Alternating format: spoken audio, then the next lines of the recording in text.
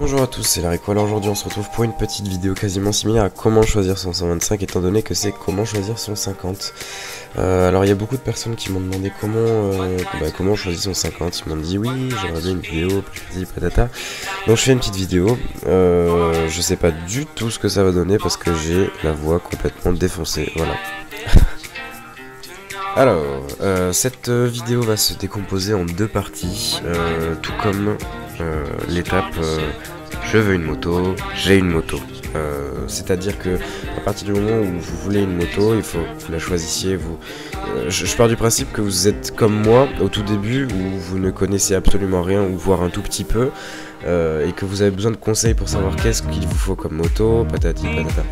Donc je pars du principe que vous êtes dans ce même cas. Et que comme moi, vous allez avoir l'étape je choisis ma moto en fonction de tout ce que j'apprends, les conseils qu'on me donne, etc. Et l'étape je vais acheter ma moto, donc neuve ou d'occasion. Dans les deux cas, il y a des choses à savoir et cette vidéo va vous servir à apprendre ces choses-là. On est bien d'accord que je ne me considère pas comme étant le mec qui va vous apprendre tout sur les 50.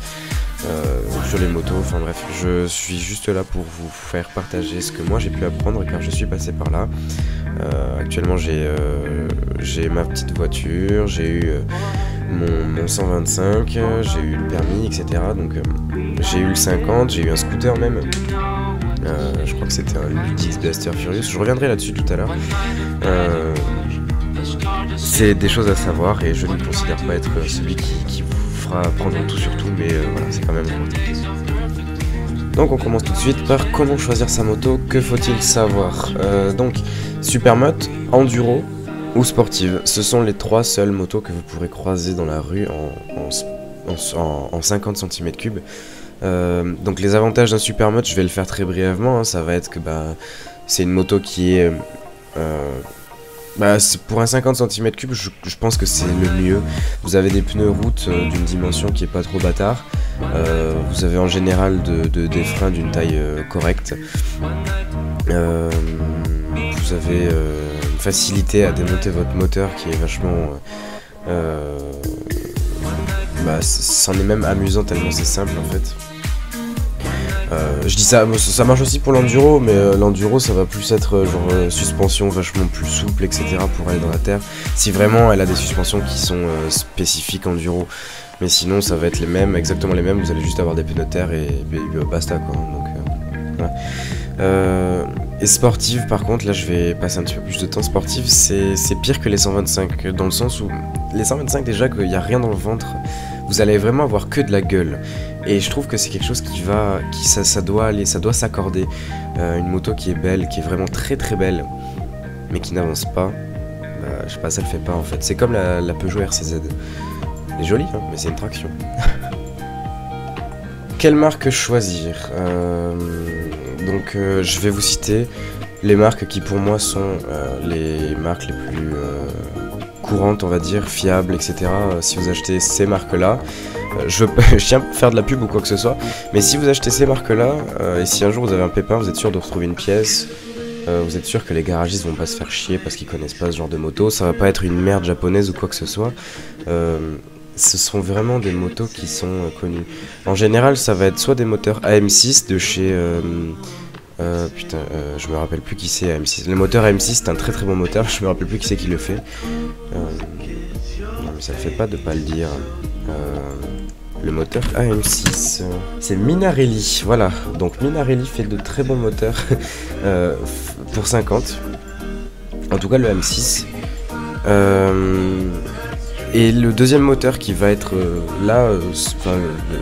le deuxième moteur qui va être le plus présent dans toutes les marques que je vais citer, ça va être le moteur de chez Piaggio, donc le Euro 3 pour les motos neuves, sinon ça va être le Euro 2. Si vous arrivez à tomber sur un Euro 1, bravo, mais ne l'achetez pas.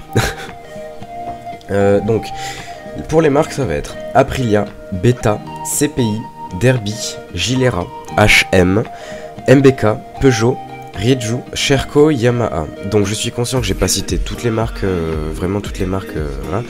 C'est vraiment un choix personnel, j'ai cité toutes les marques qui pour moi sont des motos que j'achèterais si je devais acheter une moto. Parce que ce sont des machines de, entre guillemets, qualité. Voilà.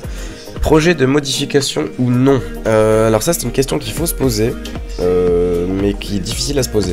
Je vous explique. Moi, quand j'ai eu avant même de m'acheter une moto, quand j'avais mon scooter, j'avais une peur bleue de la modifier parce que je me disais oui, mais je vais la casser, etc. Oui, j'avais énormément de confiance en moi, vous voyez.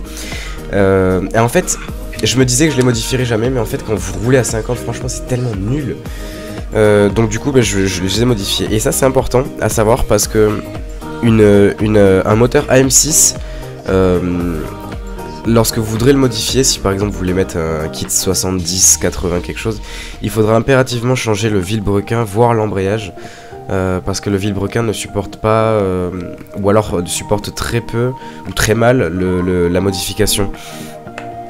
Si c'est une légère modification comme un pot, ça passera. Sinon non. Moi je me suis fait carrément insulter sur ma chaîne quand j'ai dit que j'avais mis un kit 70 plus un pot sur mon Euro 3. Et en fait je peux vous dire que j'en avais absolument rien à carrer parce que mon vilebrequin sur le Euro 3 a pas la particularité d'être vachement résistant. Il y a même des rumeurs qui disaient que c'était un vilebrequin de 125. Je vais pas m'avancer là-dessus, j'en sais absolument rien. Je sais juste que le Euro 3 est plus résistant que le AM6, donc supportera beaucoup plus facilement des modifications. Sachant que c'est un moteur aussi beaucoup plus récent, forcément la boîte de vitesse, l'embrayage seront vachement moins fatigués que si c'est un AM6 ou autre. La différence entre un Euro 3 et un Euro 2, légère modification entre le vilebrequin des deux, enfin entre les deux sur le vilebrequin. Sinon ça va être une grosse différence sur la boîte de vitesse. Je vous parle pas des détails esthétiques dans le genre qu'il va falloir que vous achetez plutôt un kit Euro 2 plutôt qu'un Euro 3 si vous avez une Euro 2 parce que sinon ça servira à rien, vous pourrez pas le monter. Ça c'est logique, et encore. Mais la boîte de vitesse change énormément. Je trouve qu'elle est beaucoup plus agréable sur l'Euro 2 parce que les basses vitesses sont plus longues au démarrage, etc. Enfin, c'est difficile à expliquer, mais je trouve qu'elle est plus confortable. Nous arrivons donc sur la fin de cette vidéo. J'espère que tous ces conseils vous auront été d'une grande utilité. Sinon, je vous invite à me poser vos questions dans les commentaires de cette vidéo. En attendant, si toutefois vous souhaitez acheter votre moto d'occasion, je vous invite à regarder la vidéo que j'uploaderai très prochainement. Ce sera un dossier occasion, je sais pas du tout comment je l'appellerai. Sinon, écoutez, je vous dis à très bientôt pour une nouvelle vidéo. Soyez prudents et sortez couverts. Ciao, ciao.